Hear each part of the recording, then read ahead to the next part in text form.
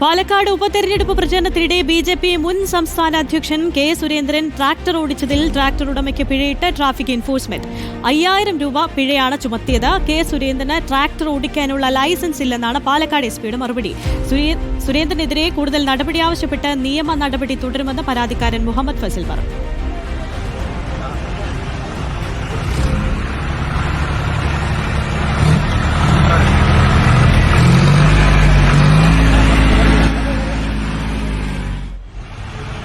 ഇക്ബാൽ അറക്കൽ നൽകും വിശദാംശങ്ങൾ. ഇക്ബാൽ, സുരേന്ദ്രന് tractor ഓടിക്കാനുള്ള licence ഇല്ല എന്നുള്ള കാര്യം പോലീസ് നേരത്തെ കണ്ടെത്തിയിരുന്നു. ഇപ്പോൾ സുരേന്ദ്രനെതിരെ തന്നെ ഒരു നടപടി വേണം എന്നുള്ളൊരു കാര്യത്തിലേക്ക് ഉറച്ചു നിൽക്കുകയാണോ ഈ പരാതിക്കാരൻ?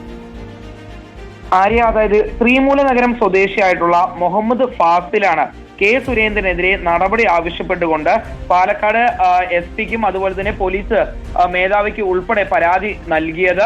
അതായത് കെ സുരേന്ദ്രന് ഈ ട്രാക്ടർ ഓടിക്കാനുള്ള ലൈസൻസ് ഇല്ല, മാത്രമല്ല ഈ ട്രാക്ടർ ഓടിക്കാൻ ലൈസൻസ് ഇല്ലാത്ത വ്യക്തി ട്രാക്ടറിൽ മറ്റു ആളുകളെ കയറ്റിയിരുത്തിയാണ് ഇത്തരത്തിൽ പാലക്കാട് ഉപതെരഞ്ഞെടുപ്പ് നടക്കുന്ന വേളയിൽ ഈ രാഷ്ട്രീയ ലാഭത്തിന് വേണ്ടി വാഹനം ഓടിച്ചതെന്ന് കാണിച്ചുകൊണ്ടായിരുന്നു ഫാസിൽ പരാതി നൽകിയിരുന്നത്. ആ പരാതി കൃത്യമായി തന്നെ ജില്ലാ പോലീസ് മേധാവി നൽകിയ നിർദ്ദേശപ്രകാരം പാലക്കാട് അസിസ്റ്റന്റ് എസ്.പി അന്വേഷിക്കുകയും ചെയ്തിരുന്നു. ആ അന്വേഷണത്തിനൊടുവിലാണ് ഈ കെ സുരേന്ദ്രന് ട്രാക്ടർ ഓടിക്കാനുള്ള ലൈസൻസ് ഇല്ല എന്നുള്ള കാര്യം കണ്ടെത്തുകയും നിയമം തെറ്റിച്ചുകൊണ്ടാണ് ഇത്തരത്തിൽ ഈ ഉപതെരഞ്ഞെടുപ്പ് നടക്കുന്ന വേളയിൽ ഇത്തരത്തിൽ തെരഞ്ഞെടുപ്പ് പ്രചരണത്തിന്റെ ഭാഗമായി കെ സുരേന്ദ്രൻ ട്രാക്ടർ ഓടിച്ചതെന്നും കണ്ടെത്തിയത്.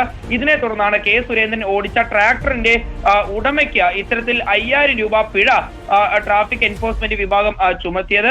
പക്ഷേ ഇത്തരത്തിലൊരു നടപടിയിൽ മാത്രം ഈ പ്രശ്നം ഒതുങ്ങില്ല എന്നാണ് ഈ പരാതിക്കാരനായിട്ടുള്ള മുഹമ്മദ് ഫസൽ ഇപ്പോൾ പറയുകയും ചെയ്തിട്ടുള്ളത്. സുരേന്ദ്രനെതിരെ കൂടുതൽ നടപടി ആവശ്യപ്പെട്ടുകൊണ്ട് നിയമ നടപടി അല്ലെങ്കിൽ നിയമ പോരാട്ടം തുടരുമെന്നും ഫസൽ പറയുന്നുണ്ട്. ആര്യ, കെ സുരേന്ദ്രനെതിരെ കൂടുതൽ നടപടി വേണമെന്നുള്ള ഒരു ആവശ്യത്തിൽ ഉറച്ചു നിൽക്കുകയാണ് പരാതിക്കാരൻ. ഇക്ബാൽ അറക്കലാണ് വിശദാംശങ്ങൾ നൽകിയത്.